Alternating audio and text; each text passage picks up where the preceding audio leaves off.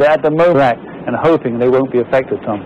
Thank you very much, NBC's Mark. And ever a larger role in the post-Saddam Iraq. There are members of the Iraqi National Congress, these are the exiles who hope to go back and run that country, who say that they're prepared to open up relationships with Israel, and at the same time the United States will be putting additional pressure on it, and the Palestinians for that matter, achieve some peace, because they hope to see the takeover of Iraq as the first step in what they're calling the democratization of that area, where there is no democracy except really in Israel, and the Arab countries still have a great deal of trouble, as you know, with what they describe as only the Zionist entity. They don't even call it Israel, so we'll be hearing a lot more about Israel. NBC's Washington Bureau Chief is Tim Russert, moderator phone night as well. Tim, this was not expected at the White House that the President would be addressing the nation at 10:15 tonight, I gather. Tom, it's quite interesting. I just confirmed that there were no plans for the President to address the nation tonight. He was overseeing a national security meeting, and around 7:30, this target of opportunity was presented.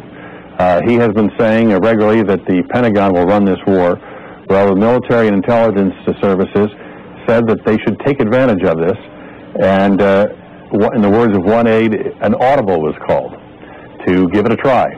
And he knew once that went into play, he would have to take the speech that had been drafted for some future address to the nation from the Oval Office and accelerate the schedule and put it at 10 o'clock tonight rather than 8 o'clock some night later this week. But it gives you a sense of the way this war is going to be run. The President will not be addressing the nation again from the Oval Office. The timing is now in the hands of the Pentagon, aided by the intelligence services, and we saw our first audible called tonight. All right, thanks very much, Tim Russert in Washington. I'm going to ask our control room to see if they can dig out that videotape of the visit to the CENTCOM, which is the Tommy Franks headquarters in Goddard, of the various officers sitting at their laptop computers. It's in a container, literally. We'll show you that in a few minutes. But first we're going to go now to back to Peter Arnett, who is working with NBC. He's on special assignment there for the National Jail. More anti-aircraft. Yeah, well, clearly there's more than one target of opportunity, Tom. In the last 10 minutes, with airplanes flying in the western, northwestern quadrant here, there's at least 3 to 5 very heavy explosions. I would think they would be bombs and continuing anti-aircraft fire. So certainly for the last 30 minutes, a lot of anti-aircraft fire and at least 3 to 5 bombs falling, Tom.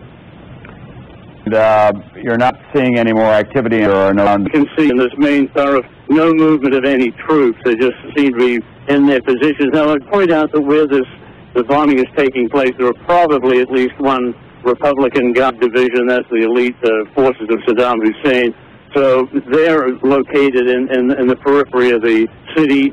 They could conceivably be being targeted at this point, Tom. All right, thanks very much, NBC's Peter Arnett tonight. Barry McCaffrey, I want to talk to you a little bit about the kind of intelligence that we can develop and the importance of decapitating, the phrase that we're using, the Iraqi leadership in the early stages of the war. Well, I think this army is fragile. It depends on terror starting from the top. It depends on Saddam Hussein himself, his 2 sons. There probably aren't 100 people that Saddam can completely trust in the senior positions. If they are knocked out, if they are incapacitated, it is possible, we would imagine, for this thing to start unraveling on them. So it's a huge payoff if we could nail the monster himself. When you were fighting Operation Desert Storm, did you have the kind of communication capacity that they have now in Goddard and in Kuwait City, and for that matter on the carriers that are in the Persian Gulf and the carriers that are in the Med, with all this internet hooked up through the computers? No, there were pieces of it. There was every division commander had 5 Inmarsat telephones in his entire division. These people have literally to calling twice daily meetings. Our majors and lieutenant colonels talk routinely among different theaters of operation, a lot of it over in video teleconferencing. It's a revolutionary change. So how do they get the word that they have a target of opportunity on the ground in Baghdad? Well, who knows? And if we knew, I'd probably be killed if I told you. But clearly the things we are magical at is listening to other people's communications, and then secondly, taking pictures of things with all sorts of sensors from overhead. There could have been Global Hawk, Predator may have been lurking over these targets for the last 18 hours. Then 3,000 Iraqis just up in Tazar, Hungary. We ought to talk a little, Dennis McGinn, which I just mentioned. This is a drone aircraft. It was really vital, and it had how do old fighter pilots feel about that? We have a little bit of life left in the manned aircraft business for a good time to come yet, Tom. All right, thanks. Vice Admiral Dennis McGinn, a former carrier pilot who commanded the USS Ranger. He joins us with Barry McCaffrey, Michael Short, Monty Miggs is across the way at the mast tonight. So here's the situation at this hour. We're going to show you some of what was going on in Baghdad when we came on the air at about 9:30 tonight, Eastern Time. We had reports that planes in the air. We now are pretty confident that they had a target of opportunity, probably leadership in the Baghdad area. They began to throw up air defenses, but they have of them in that area. And the war effectively was underway. Perhaps not exactly as they planned it, but they seized this target of opportunity, and now the air campaign is underway. The president came on the air tonight a half an hour ago to say that this war could go on longer than a lot of people are saying, that our commitment to Iraq is sustained, but we are there to liberate the Iraqi people and to eliminate what he calls this outlaw regime. The dangers, he said, will be overcome. There will be no half measures, and that the American forces fighting this war will be brought home as soon as the war is done, although he did not put a date on that. Here's one of the potential targets. When you're in Baghdad, it's really quite striking. These presidential palaces and Ba'ath Socialist Party headquarters are simply long walls that are 12, 14 feet high with gun turrets every 20 meters or so. And you can't turn anywhere in the city without finding a presidential palace or presidential headquarters of some kind, and you're not allowed to take a picture of them. This is obviously satellite imagery. It is unlikely, it seems to me, that Saddam Hussein was in one of those presidential palaces, even when there's not a state of war coming his way, to move around a lot.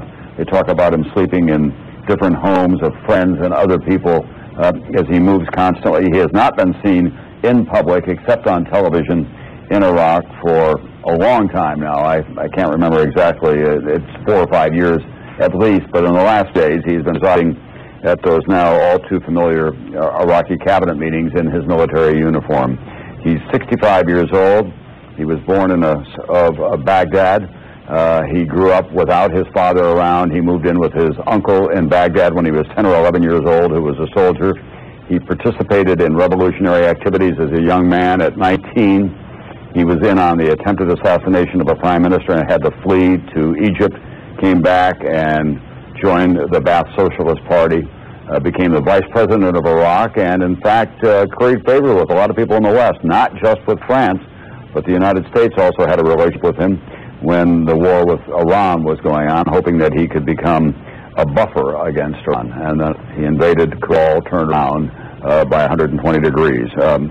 The president of Saddam, the great uncle, as he likes to call himself, claims that he is a direct descendant of Muhammad, the founder of the Islamic religion, but he is widely known in the Arab world as a secular man, not a faithful person, and Iraq is the most secular of the Arab nations, with a middle class and highly educated and socially conscious population until Saddam Hussein took over. Let's go to the White House now on NBC's Campbell Brown. Campbell, what are you hearing there?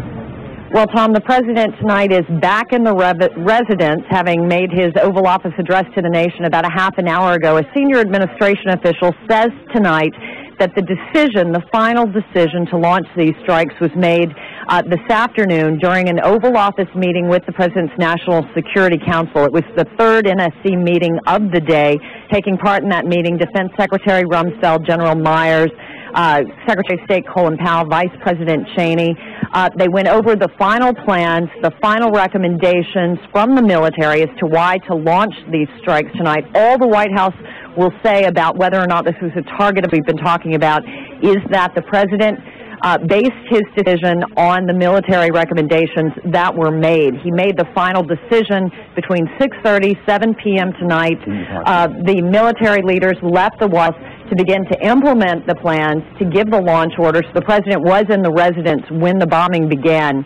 He had received, as we reported earlier, a phone call from his chief of staff, Andy Card, telling him that it was the conclusion of the intelligence community that Saddam Hussein was not going to leave Baghdad. Shortly after that, the president met with Mike Gerson, who is his chief speechwriter, to go over the final version of the address he would deliver tonight. Was in the Oval Office about a half an hour before he delivered that address. And again, as we said, back in the residence now. The sense we're getting from the White House is that we are not going to hear a lot more from the president over the course of the next several days, or from spokespeople here at the White House. They very much believe that this is a DOD operation.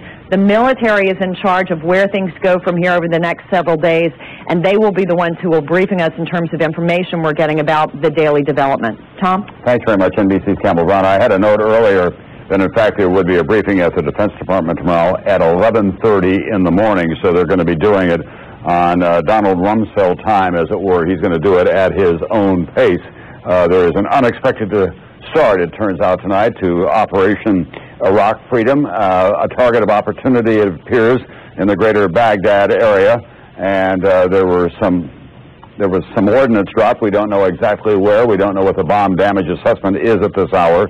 But there was a call made, probably by General Tommy Franks, that he was going to send some airplanes after this target of opportunity, and that effectively started the war. It's been underway, as I say now, since about 9:30 Eastern Time tonight. If we did get Saddam, if we do get him at some point, we being the United States military in this case, how would they know?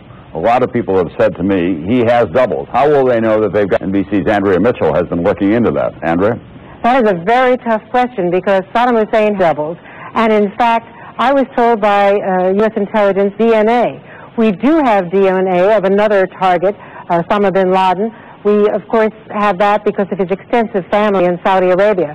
But Saddam Hussein and his two sons are unknown to us in terms of their own biological situation. We do not have any way of positively identifying whether or not we do have the real Saddam Hussein. What has been very intriguing tonight, of course, through all of our reporting, Jim Miklashevsky and others, is that we do have intelligence on the ground, not just electronic intercepts. So clearly we have operatives on the ground in places such as Baghdad that we did not have 12 years ago. So they obviously had an early warning that there was this target of opportunity, and U.S. intelligence, defense intelligence, alerted the Central Command to go after it. Tom? Andrea, let's talk some about the sons, because they're an important part of the Saddam Hussein apparatus, after all. When the president issued his deadline the other night, he was talking not just about Saddam Hussein, but also about Uday and Qusay. You and I have been talking about them this week. We're going to begin with Qusay there. He is the one who's believed to be the brighter of the two, and he's in charge of Saddam Hussein's internal security, isn't he? He's in charge of the Republican Guard, the Internal Security, the Special Security Organization, and also last week Saddam put him in charge of key areas, the homeland, Tikrit, which is the base of the tribe of their family, as well as Baghdad itself. So he is not only the heir apparent, but a key military operative, and the most trusted among all of the operatives. When Saddam Hussein divided up the four territories, Qusay got the best of the territories. He is educated, went to the University of Baghdad, and unlike his brother, who also attended that school, he actually attended classes and graduated. His brother, Uday, is believed to be not only a flagrant womanizer and quite brutal, more so even than his brother, but very violent in his temperament. He is out of favor with his father because of his own behavior over these many years, and in fact is so hated even among loyalists that he was the target of several attempts and one almost successful assassination attempt, which left him fairly crippled. But he has recovered enough so that he is back in operation. He is a media czar for his father, in control of the large newspaper, Babel, as well as the TV organizations there, but has fallen from favor, as I say, and although older by 2 years, he's 38 years old, it is his younger brother, Qusay, 36 years old, who is released. Very much, NBC's Andrea Mitchell. Here are just some of the titles that Saddam Hussein likes to be referred to by in Iraq. The Anointed One, Glorious Leader, Direct Descendant of the Prophet, the President of Iraq. After all, he did get 100% of the vote, and you had to mark your ballot with blood. He's the Chairman of the Revolutionary Council. He's the Field Marshal of the armies of Iraq, and he likes to be called the great uncle of the Iraqi people. I actually met a merchant there in November who referred to him as just that, our great uncle. He said, "My children can't wait to meet him." To the Pentagon now on NBC, Jim McLeshevsky. Jim? Tom, Saddam Hussein is all that and more. In fact, he was the target of tonight's U.S. airstrikes. U.S. officials are telling us now, they confirm what we suspected, that Saddam Hussein himself was the target of tonight's airstrikes, that F-117 stealth bombers and as many as 40 Tomahawk cruise missiles fired from U.S. naval ships were aimed at Baghdad tonight. It's still too early to tell, according to officials, whether in fact this airstrike was successful. But there apparently was some kind of meeting that was being held in Baghdad early this morning with high-ranking elements of the Iraqi leadership, including Saddam Hussein, and that in addition, F-117 stealth bombers dropped 2,000-pound bunker buster bombs, a clear indication perhaps that Saddam was holding this meeting in one of his many underground bunkers. Again, bomb damage assessment, too early to tell, but Saddam Hussein was indeed the target. Very much NBC, Jim McLeshevsky. Let's go to General Michael Short now. 2,000-pound bunker busters. They can do a lot of damage pretty deep. Indeed, Tom, you would have redundancy, since I might follow me 32 in the same hole, because he's in a pretty bunker, between 3 or 4 to get where I want to get to. Speculated earlier, we did this on the fly. Once have a photo of their target. It's at least long enough to get the youngsters of airborne. How does that? They see the film electronically? Tom, they have the photo in their hand. You'll do target study before you take off. You'll see it from 20 miles out, 5 miles out, and directly overhead. And that target would be provided by Global Hawk or a Predator or an overhead asset. And you take it from several different angles and give the young man or young woman in the cockpit the best picture you can get them. Is that a laser-guided bomb that goes down? Absolutely. Laser-guided 2,000-pound bomb. All right, let's talk about where it may go from here. Admiral McGinn just gave me a note saying Uncle Sam meets the great uncle in Iraq. That could very well be the case tonight. We don't know what damage is done. How does this unfold after this if we have these kinds of airstrikes? Barry McCaffrey and Admiral McGinn. I think, Tom, the plan will continue as it was originally planned. This is kind of the frosting on the cake before the cake has been baked, in a sense. The air crews, the cruise missiles will go in from the sea, in the case of the Navy, combined with the U.S. Air Force and British coalition partners, and we will carry out the air campaign in conjunction with the ground campaign. Barry McCaffrey, you agree with that? I'm almost reluctant to make a guess. but I think what they're going to do tomorrow is they're going to try and get a bunch of Iraqis to surrender, and that could be a huge coup. If the Marines are able to go in there and seize Basra, if the Third ID can cross the Euphrates and do it with a minimum of bloodshed, it would be one of the more remarkable openings to any major conflict in history. Nothing would make them happier than not to have to go into Baghdad. And even if Saddam Hussein is not dead, if he is neutralized as a leader. Yeah. Or even to seize a huge chunk of the country early on, which this largely Shia population that despises Saddam could then be the base of operations for a second phase of the campaign. Also, Tom, there will be a little bit of a reset here. We just shot a bunch of cruise missiles at a target we had not anticipated shooting at. So we've fired some of our allotment. We've had B-52s come all the way from the UK and have to go back again. So there will be a little bit of a reset of air power before we're ready to go like we'd like to again. All right, General Mike Short, Admiral McGinn, and Barry McCaffrey, I want to remind everyone, some of you will be going now to your local late news. I'll be back at 11:35. Others will stay with us for our continuing coverage. To recap, we're heard at Baghdad at 9:32 tonight. The President came on the air tonight at 10:15 to announce that Operation Iraq Freedom is underway. We'll have continuing coverage on your local station or right here in a moment. You are watching WCSH 6 Portland. More people get their news from WCSH News Center than any other news source. The first wave of U.S. attacks on Iraq has begun. This is News Center at 11. Good evening, I'm Shannon Moss. And I'm Pat Callahan. President Bush's deadline for Saddam Hussein expired at 8 o'clock. About 45 minutes ago, President Bush said the early stages of the disarmament of Iraq have begun. Now, it was about an hour and a half after the U.S. deadline expired, at sunrise in Baghdad, that we had the sound of anti-aircraft fire and flashes of light in the sky. Several large explosions were seen in the city, It's believed this was a preliminary attack. Now, we have several reports for you tonight, beginning with Phil Rogers, who is standing by live tonight in Kuwait. Good evening. The strikes, we are told, were based on very recent intelligence, so recent in fact that some American pilots may actually have received their targeting information after they were in the air. We want to show you the pictures from Baghdad, exactly how it looked just about 1.5 hours ago. This was the scene about 90 minutes after the president's deadline expired. Responding to U.S. fighters striking selected targets in Iraq using Tomahawk cruise missiles and precision-guided bomb-team stealth fighters. First planning only to prep the battlefield in advance of ground forces, that plan reportedly modified after what was described as a target of opportunity was discovered in the Iraqi capital. There's late information this evening that that target of opportunity was Saddam Hussein himself.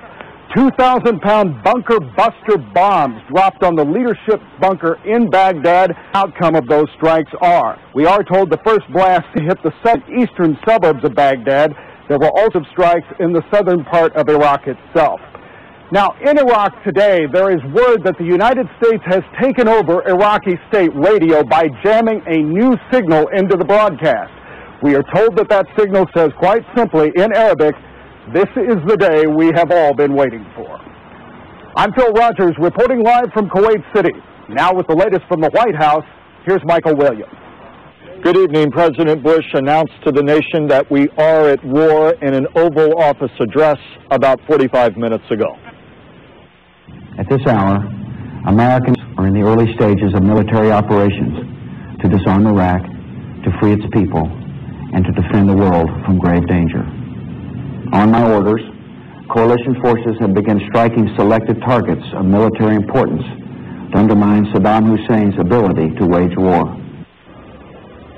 President Bush vowed to the Iraqi people that U.S. troops would be coming as their liberators, and of the Iraqi military and Saddam Hussein, he said, it is an enemy without morality.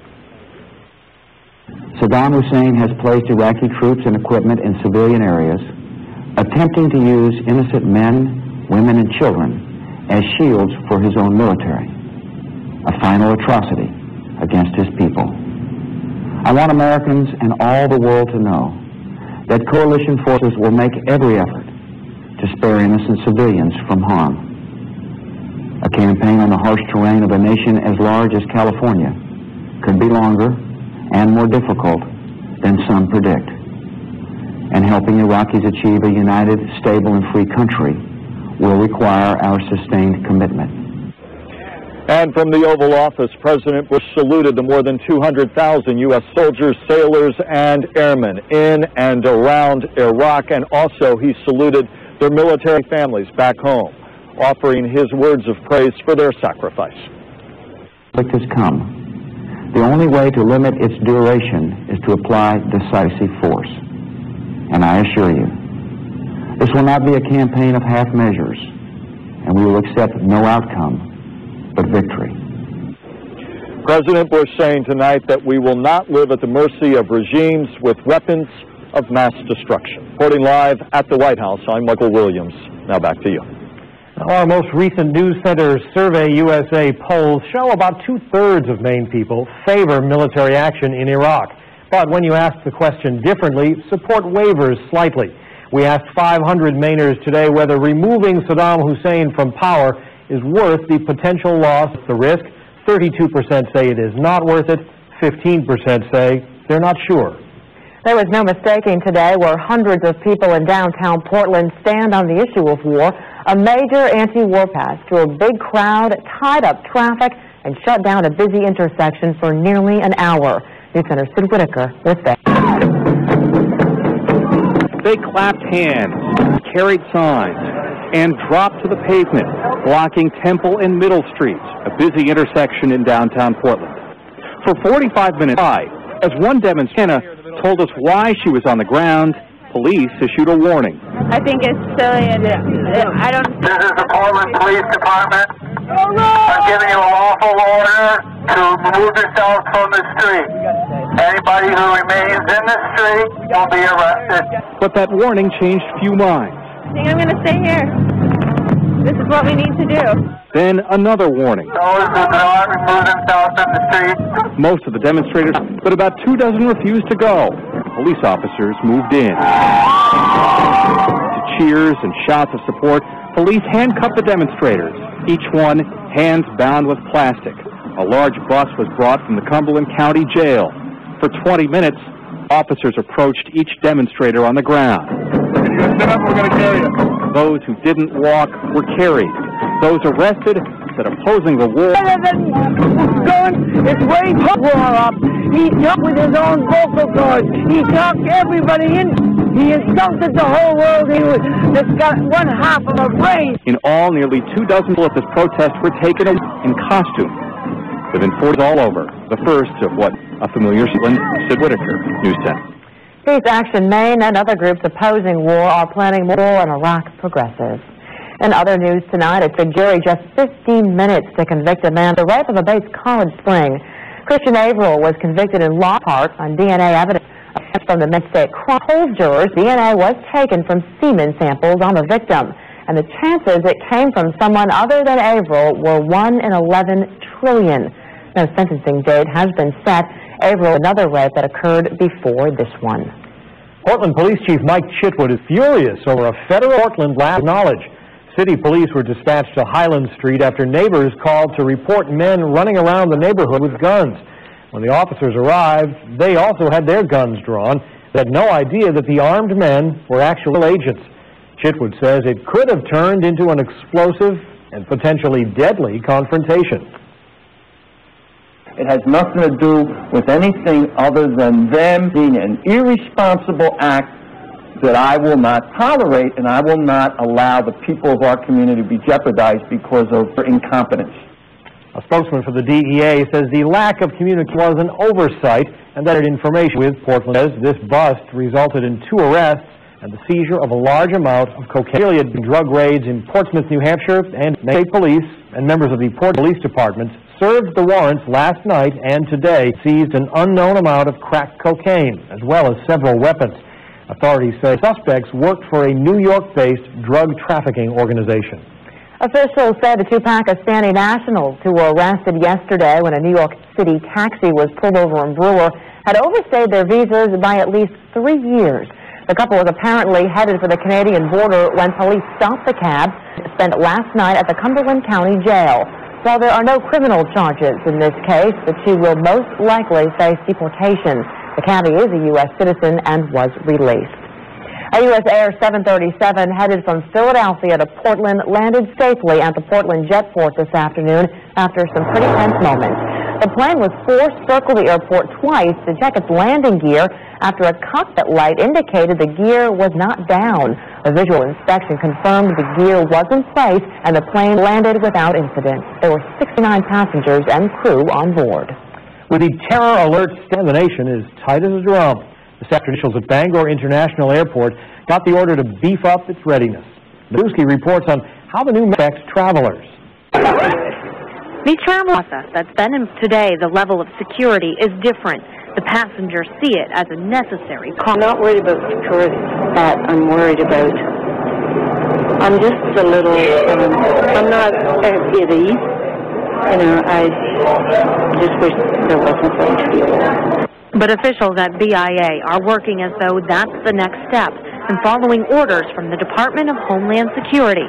Outside, some of the changes are more apparent. For instance, the short-term parking lot is now closed, leaving the only option long-term parking. Because just like before, all cars now need to be parked 300 feet away from the terminal. Some of the other things that probably aren't quite as visible as we've increased some patrols with airport personnel and law enforcement.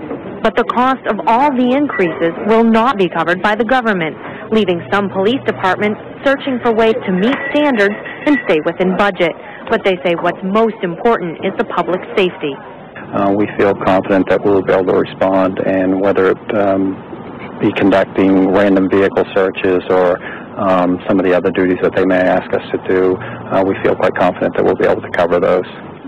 And passengers say they feel confident they're being protected. In Bangor, Kara Mataduski, News Center. Portland School Superintendent Mary Jo O'Connor told school committee members tonight that City schools are facing a tough budget year. Dozens of people packed a Portland School Committee meeting as they presented her $73 million school budget proposal. To overcome a potential $6 million deficit without raising taxes, O'Connor has proposed cutting 100 Baxter Elementary School. Portland teachers say they understand cuts are inevitable. Teachers have taken the brunt of cuts for too long. Need to downsize, but everyone has to downsize. That's what this new, that's new, and would be no different. Public hearing for next Wednesday, March 20th. Winter is running out of time.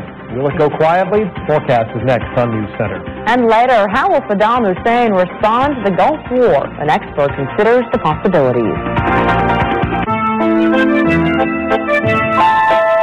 Lipka Insurance receives J.D. Power & Associates' highest customer satisfaction ranking among national auto insurers 3 years in a row. And they've received the 2002 award for highest customer satisfaction. Just to us that while consistency, quality, and a touch of old-fashioned value may not seem very exciting, taken together, they can be quite rewarding. It's Toyota's nationwide spring sales event, and for the first time ever, we're offering special incentives on every model. You could save over $1,000 with first-time ever 0% APR financing on RAV4s. Or you could save on Highlander with 1.9% and 4Runner with ever 2.9% financing. There are more ways to save on more Toyotas with more special offers than ever at your New England Toyota dealer. Hurry, it ends March 31st.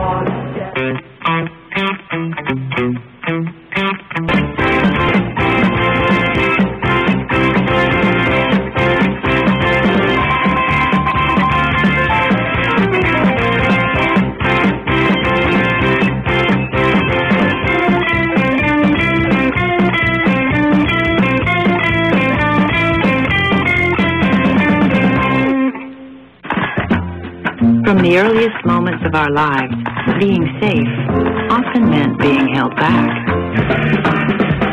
Now, it also means you're free to go you want, anytime you want.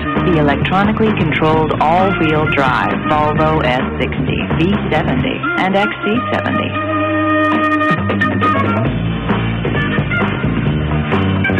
Safety, cleverly disguised as freedom. News Center 6 weather is brought to you by Advantix.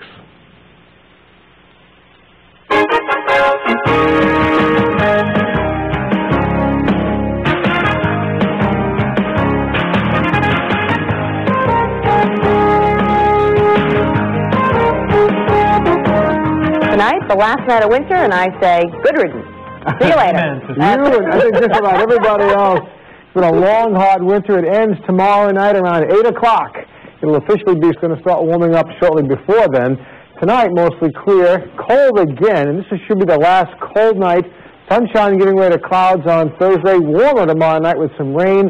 That rain should end during the morning on Friday. Right now in Portland, it's down to 26. The relative humidity is 63%. We've got no wind, and the barometric pressure, 30.4, which is that is falling. As promised, colder air today really taking hold across Maine and New Hampshire. Highs pretty much confined to the 30s across the two states, way below normal for this time of year. It was warmest up north again, Rangeley 40, Berlin 42, and Freiburg got to 40 degrees. This has got to change. We've got to get some warm air in here. You don't have to go too far, though, to the west. Look at this. Syracuse had a high of 49 today. Pittsburgh 59. It just gets warmer, and this warmer air, see how it's kind of pushing this way. You can almost see the pie-shaped wedge that's moving up to the northeast, colder back here to the west. But this is where our air is coming from right now. It's not only warmer, but it's wetter. You can see a lot of showers and some thunderstorms down here. All of this in conjunction with this rather large upper air storm system that's sitting over the middle part of the country. This is going to be translating to the northeast. That's why I say we've got some big changes coming. Right now, though, it's still mostly clear, as you can see out there, some high-thin clouds to our south. We'll see a few of those later on tonight, but you'll hardly notice them. Temperatures are now down into the 20s across the two states, just about everywhere, and should bottom out in the teens by tomorrow morning. Here's a look at temperatures just to our west. Again, notice how it warms up dramatically as you head into upstate New York. Look at the 40s, and it gets even warmer as we head into Ohio. And tomorrow, with this ridge of high pressure setting up off Cape Cod, southerly flow is going to try and pump some of that warmer air in here. But unfortunately, it's also going to pump the moisture in as well. So with decreasing clouds, it's not going to get too warm tomorrow. Highs will mostly be, I think, right around 40 degrees. It'll be coolest along the ocean's edge with that southerly wind. Water temperature still 36. It'll be coolest near the ocean, around 40 in Lewiston, Augusta. Warmest once again up north. Get away from that ocean, and also around Conway, low 40s there. Now, by Friday, this warm front is right on our doorstep, so we'll have rain tomorrow night into Friday morning. The front is expected to move by during the day on Friday. Once it does, the rain will stop. We might even see a few breaks in the clouds late Friday. How about the weekend? Well, let's take a look at the upper air wind pattern. Let's go back to this. Here's that upper air storm system. And again, you'll see as we set this in motion, this is coming up to the northeast. As it disappears, though, another one drops down from Canada, and this one's going to move over us during the weekend, which should keep the weather a little unsettled, but mild. Here now the marine forecast. The Weather Service calling for a southwest wind 10 to 15 knots tonight. Seas 2 to 4 feet. Visibility unrestricted. Tomorrow, southerly winds 15 to 20 knots. Seas 2 to 4 feet and visibility unrestricted. So, clear tonight. Lows mainly in the teens. There'll be a few single numbers in the colder valleys. Not too many, though. Tomorrow, some sunshine. Then look for increasing clouds. Highs, again, right around 40. Warmest up north. Coolest along the ocean's edge. And tomorrow night, rain is likely with lows in the 30s. The rain should end during the first half of the day on Friday. Then just mostly cloudy, highs 45 to 50. Mostly cloudy Saturday and Sunday. Chance for afternoon showers Saturday, some morning showers on Sunday, but it's going to be in the 40s. So right on cue almost. Spring starts tomorrow night, and we're getting rid of that bitter cold there. Gotta like those numbers. Yeah. Thank you, Joe. Up next on News Center, bugging devices are discovered at this week's European Summit in Brussels. And heightened security concerns postpone the release of the new $20 bills. But here's a heads up. It will come in colors.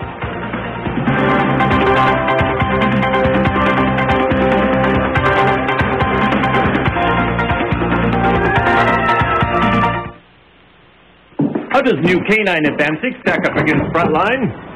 To find out, we put 2 users to the test. Fleas didn't bother them. Ticks didn't scare them. But how about mosquitoes? K9 Advanced, the monthly flea control that repels and kills ticks and mosquitoes. Ask your vet for the triple protection of new K9.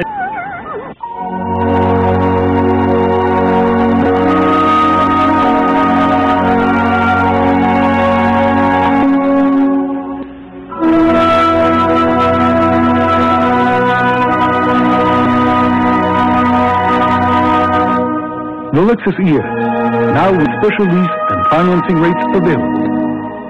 The main mall Lexus. You're watching WCSH News Center 6 with Pat Callahan, Shannon Moss, meteorologist Joe Cupo, and Bruce Glazier with sports.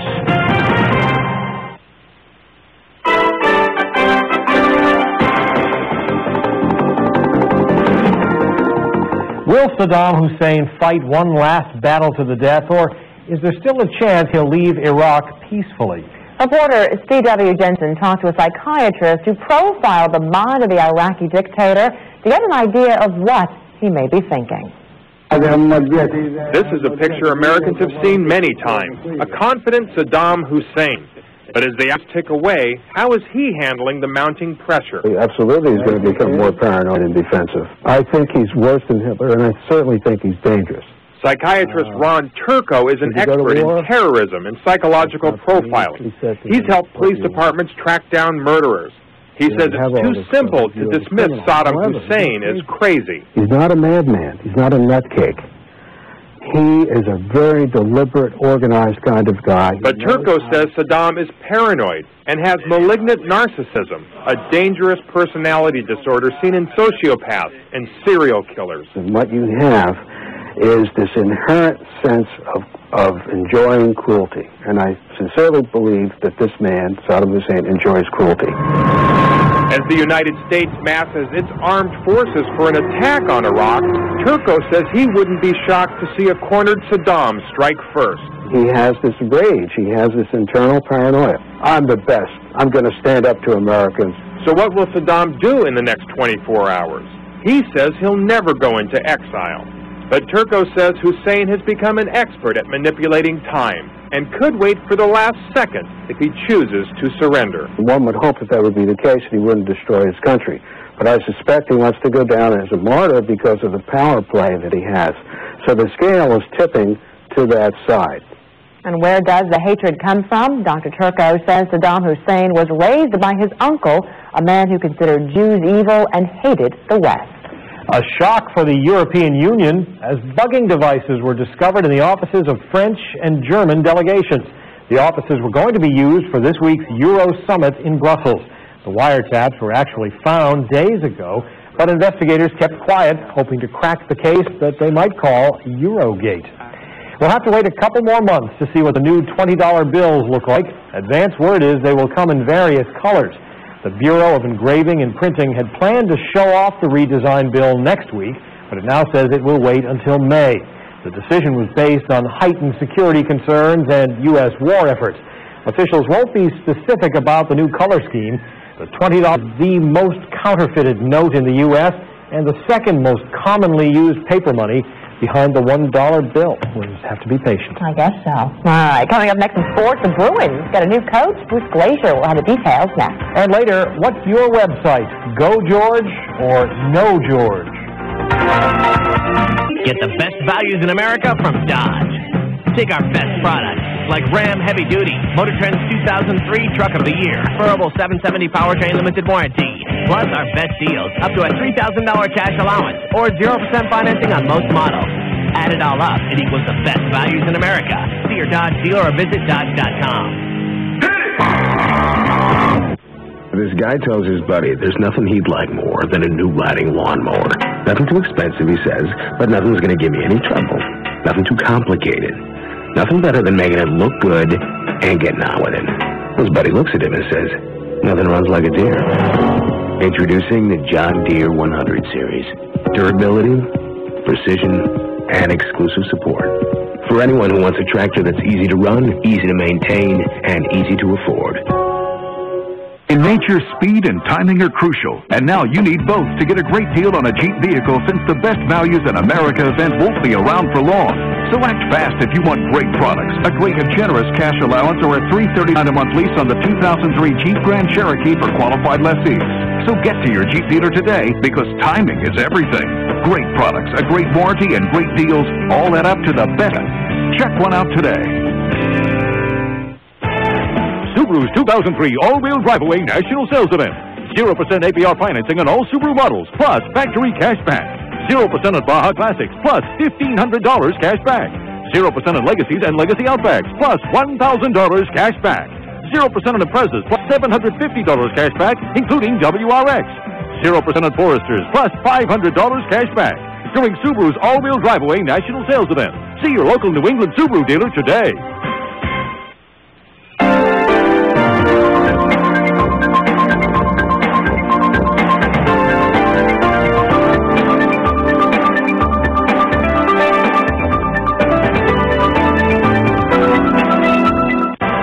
You are watching WCSH News Center 6. Well, this season, it seems, the Celtics will put together 2 or 3 games where they're really unstoppable. Then they had a couple where it's just a mess. They get steamrollered. That's exactly what happened the last 2 games, including tonight. Tuesday night, they were cold from the floor in a loss to New Jersey Nets. They hit on 1 of 21 threes. So tonight, a new opponent, Indiana Pacers, but another poor shooting night for the Celtics. Pacers had just won 2 of their last 15 going in, but a good old-fashioned blowout tonight. Jamal Tinsley to Reggie Miller. Miller had 11 of his 13 in the first quarter. Then it's Miller to Jermaine O'Neal for the slam. O'Neal, 18 points, 12 boards. Celtics 5 of 24 from three-point range, 36% from the floor overall. Antoine Walker, 18. Paul Pierce, just 14. And the pace, 102-72. Just 5 seconds into the game, by the way, Ron Artest was called for his 8th flagrant foul of the season. He faces a 2-game suspension. He's been suspended twice already for exceeding the maximum number of flagrant foul points. With 9 games to go in the regular season, the Boston Bruins have made a coaching change replaced by the man who fired him, General Manager Mike O'Connell. O'Connell's concerned the Bruins have won only 14 of the last 46 games. Boston is currently in 7th place in the Eastern Conference. Picked up at times that it's hard for me to understand, and I just thought it, to move forward, just get this team to play as hard as they can to try to. I thought I needed to make a change over the last little while. Again, it's just been so inconsistent, and I think that we have to try to solidify our game and try to get it to be as You got to get them players hard, night in, night out, which doesn't guarantee wins.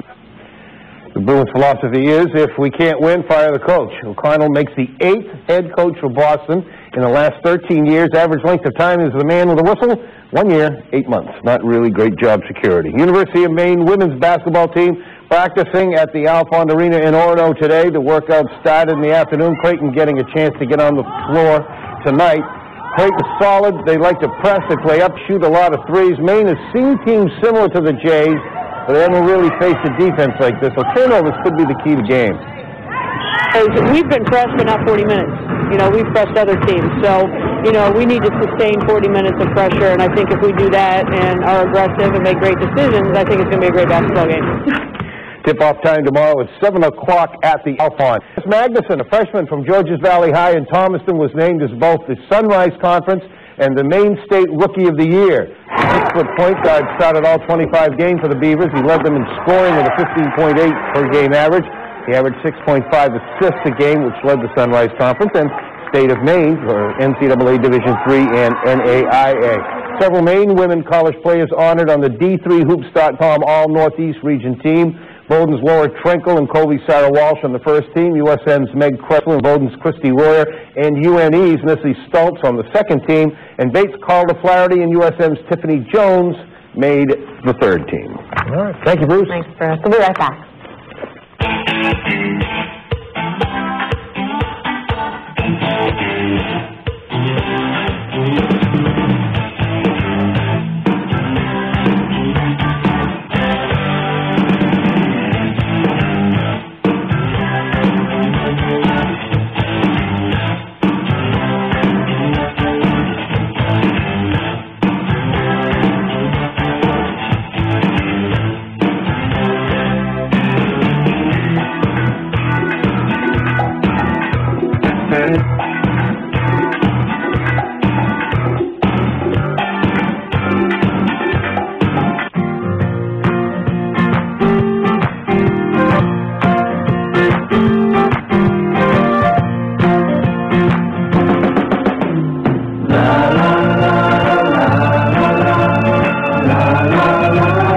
Didn't have so much style, it'd be just like any other midsize car.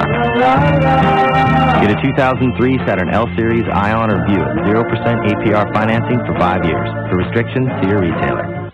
Good friends in the great outdoors. Your Chevy dealers can help you break out and enjoy both. Get the vehicle you want and make your money count. With GM Loyalty Cash, now GM owners get $3,000 total cash back on every 2003 Chevy Silverado. And non-GM owners get a total of $2,500 cash back. Spring is the time to break out and make your money count. See your local Chevy dealer now. This is Ford Taurus. It has the government's highest crash test rating. And if you look again at Taurus, it's obvious why. It comes with a personal safety system. And when you consider the Taurus has more interior room than Camry or Accord, it looks even. Right now, Taurus looks great with $3,500 cash back or 0% financing for 60 months, plus $500 retail bonus cash. Only at your New England Ford dealer. If you haven't looked at Ford lately, look again.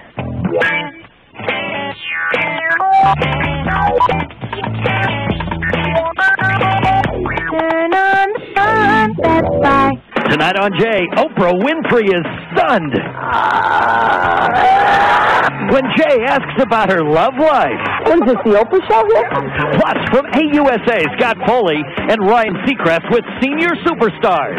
Then on Conan, John Bon Jovi and Richie Sambora. Plus Triumph, Dogs Bon Jovi. Go George or no George. No middle ground. You decide. That's the premise behind two new websites recently launched by a man in Kansas. Corey Rangel created the opposing websites to keep score on public opinion of the president's handling of the Iraq crisis. In less than a week, the two sites have logged over 560,000 hits.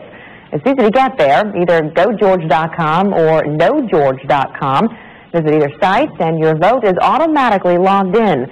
Rangel says the websites are meant as an outlet for public opinion, but adds that supporting U.S. troops is important no matter which site you choose. Even if you're not for the war, You still support the people who are there for, in their minds, the right reasons. I don't want this to become divisive against the troops. As of noon today, the No Georges were up by about 80,000 hits, so go and no bumper stickers for sale through the website. Buy one of those, and it's worth a 5-point vote. No end to the ways. People will try to make a buck in this country. That's right. But that's how it goes. That's going to do it for News Center. Stay tuned for more NBC News coverage of the war against Iraq.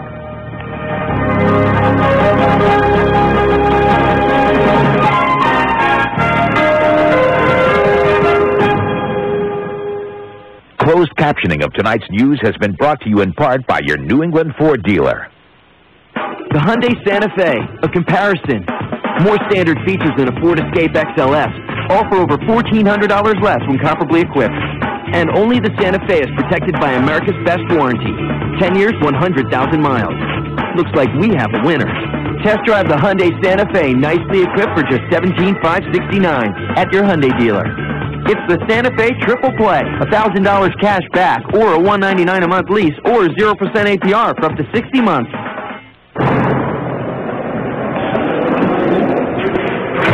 Good. Very good. Got it. Mm-hmm. Yeah. Well, that's great news. I appreciate it. Goodbye. I've got some fantastic news. A bunch of money on my car insurance. Guy can percent or more on car insurance. From power to refinement, it's the best Accord yet. Auto Week magazine. It just doesn't get any better than this. Inside this handsome new structure is a cabin that caters to the driver. Motor Trend. Always received our fair share of accolades. The key is never being satisfied with them. At least a 2003 Accord LX sedan.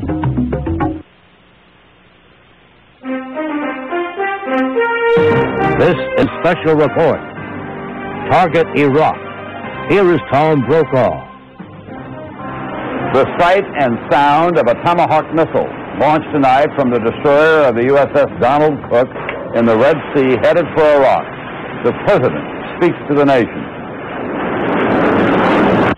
The United States Armed Forces now in the Middle East. The peace of a troubled world and the hopes of an oppressed people now depend on you. President George W. Bush tonight. Good evening. I'm Tom Brokaw. The United States now has fired the opening shots in the war to topple Saddam Hussein. Operation Iraqi Free, Pentagon calls it, is underway. Along with the Tomahawk strikes, there was also heavy airstrikes in the southern part of Iraq tonight. But the main event tonight was in Baghdad itself. 2,000-pound bunker buster bombs fired on what intelligence officials called a target of opportunity, thought to be a leadership Saddam Hussein. There is no word yet on whether that strike was successful. We're going to go to the Pentagon now, to NBC's Jim Miklashevsky, who's been tracking this intriguing story all night long. Jim? Tom, we have a little more detail now about what kind of package was aimed at that leadership meeting there in Baghdad. We're told, first of all, that it included 2 F-117 stealth fighters. Now, the stealth fighters made their debut in the Gulf War some 12 years ago and have been used in every major air campaign by the U.S. Air Force ever since. And those 2 stealth fighters each carried and dropped 2 2,000-pound bunker buster bombs. Now, these are the bombs that can deeply penetrate underground and in some cases even have delayed fuses, so as they go through a bunker can actually count the floors that they penetrate before they explode. In addition, and we saw a picture of it just a moment ago, there were some 36 or so cruise missiles launched off U.S. Navy ships, apparently both in the Red Sea and the Persian Gulf. Now, if we can look at a picture of Baghdad, one of the reasons that the U.S. military is having a tough time to whether the strike was successful is you can see the cloud cover. U.S. satellites and surveillance aircraft just can't penetrate a good visual of the target itself. And apparently there are no others, or at least the officials we talked to know of no other intelligence which would have successful that attack might have been. Tom? All right, thank you very much, NBC Jim Miklashevsky at the Pentagon tonight. We'll let you go back to working the telephones. We're going to go now to Goddard, to CENTCOM. That's the Central Command headquarters of General Tommy Franks, who who's running this war. NBC's Kelly O'Donnell is standing by there. As you can see, it is, well, I guess you can't see because you're inside, but it is Thursday morning, and the day is beginning there, and a lot must be planned for the day, Kelly. Yes, Tom. In fact, I've had a chance to speak with senior CENTCOM officials, military officials, and representatives of the Bush administration. All tell me that there are significant operations going on now, but don't expect to see anything major coming from this briefing General talking to us here for some time to come. But inside the Joint Operations Center, where his key commanders from land, air, and sea-based operations are working on computers and video teleconferencing systems to talk to